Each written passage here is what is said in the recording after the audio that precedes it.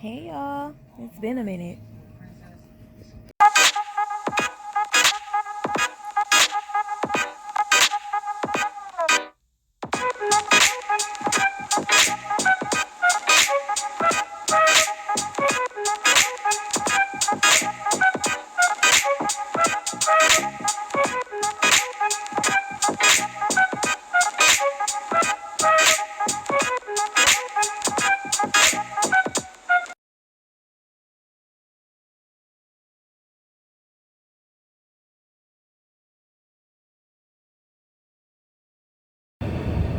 It is. My phone acting crazy. Hey y'all. So this is a quick story time. Yeah, I'm gonna try to make it quick anyway. So my story times when I'm talking about my traumas and molestations and stuff that I faced. A lot of times my family doesn't have a clue. So the family that's watching is just as shocked as the strangers that are watching. Trauma is real, and it's a 1 second at a time process where you learn to live with and not get over.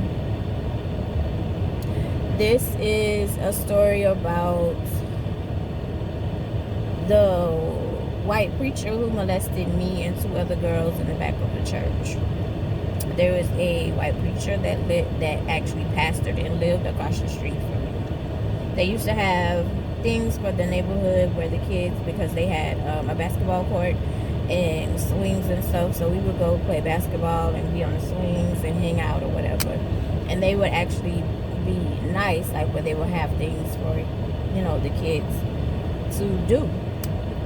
So this particular time, like, he took me and two other girls that lived in my neighborhood, and we were in the hallway in the back of the church. Like, I think it was right behind like the baptism pool situation, because it was like this seat in the hallway, which is where I assume the people who were being baptized were sitting there.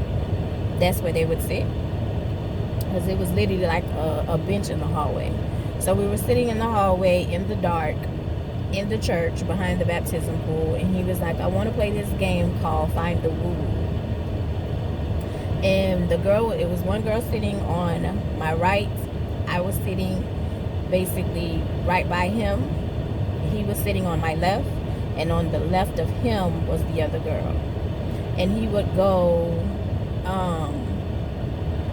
1, 2, 3, and he would go in between our legs and grab our private parts. I really wanted to say pussy, but I really don't want to be graphic. And grab our private parts and say, I have your woo woo. And he tried to make it into a game where he was caressing, massaging, rubbing like your man would do his woman. And this is what he was doing to the three of us in the dark in the church behind the baptism. This was a white preacher who was very well respected in the community, until one of his members actually told. So he was molesting girls in his church as well. One of the girls finally had courage to say something. It was this huge thing in the paper, and I can remember my mom asking me, did he do anything to you while y'all were over there? Did he touch you? And it was amazing to me because she was so angry and adamant about if this man had did something to me. I denied it, because at this time I had already told my mother twice about her husband molesting me, and she did nothing. So it was like, what's the point of telling you anything, because you haven't done anything to protect me from the beginning. One of the young ladies, when all this came out in the newspaper, because at this time there was no camera phones, internet situation, in the newspaper when it came out, she told the people on the back of the bus, like on the way coming from school, like, this happened to us. This happened to me, Angel, and another girl. And they were laughing at her, ridiculing her, like, going off. And she's like, Angel, tell them this happened to us. And I said, no, it didn't. And they laughed at her so bad, y'all. to the point where she started crying. And she was like, no, it really happened. And I know how that felt to not be believed, but I was already dealing with my other situation that nobody knew about, and she didn't either. Years later, I apologized to her, and I really felt bad, and I told her, and I was like, I'm so sorry for leaving you hanging. I'm so sorry for not telling them that this was the truth, but I was already going through some stuff at home, and I honestly didn't really know what to do. And so she was like, don't feel bad. You were young, you were scared. We all were young, we all were scared. And I didn't know what to do either. She was like, I just felt once I told somebody, they would believe me. They did. So, and I didn't want to be ridiculed with her either. I was already not being believed at home, or nothing was being done for me at home. I said all of that to say this, that bit of story time is, your abusers, the monsters that hunt and prey upon children and women and men, don't look like monsters. They look like everyday people. They are the people that you respect. They are the people that hold power. They are the people who have titles.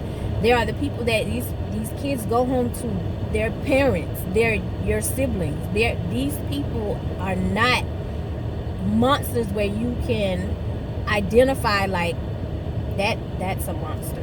No, they look like everyday people. So if you're going through this, and if you have gone through this, you're not alone. Your trauma is real. Your trauma is valid. And it's a 1 second at a time thing. Please don't think that counseling is wrong. It's not. It's not. Counseling was the best thing that ever happened to me. When I found the right counselor, I had to go through 4. So, and you have to find the counselor that works for you. You also have to admit that counseling is for you. It's not a blaming game. It's for you to react differently to the things that you have to learn to live with. You're not going to get over it. There is no getting over it. I really wish people would stop saying that shit. You don't get over it. You learn to live with it. So, this is... Oh, and another thing that I had to deal with. Ladies, and even boys, you feel like you're damaged goods. I felt like I was damaged goods for so long because of all the bullshit that was happening to me. And I had to realize that I wasn't the cause of that. It was the mindset of the person, not me. You're not damaged goods. You just have to learn how to live with what has happened to you. That doesn't make you any less beautiful. That doesn't make you any less comfortable with being with the person that you're in love with. That doesn't mean you don't enjoy sex. That doesn't mean you don't like being sexy. It just means you have to learn how to react different to your triggers. I promise you. It's a process. And it's an everyday process. Let's get it.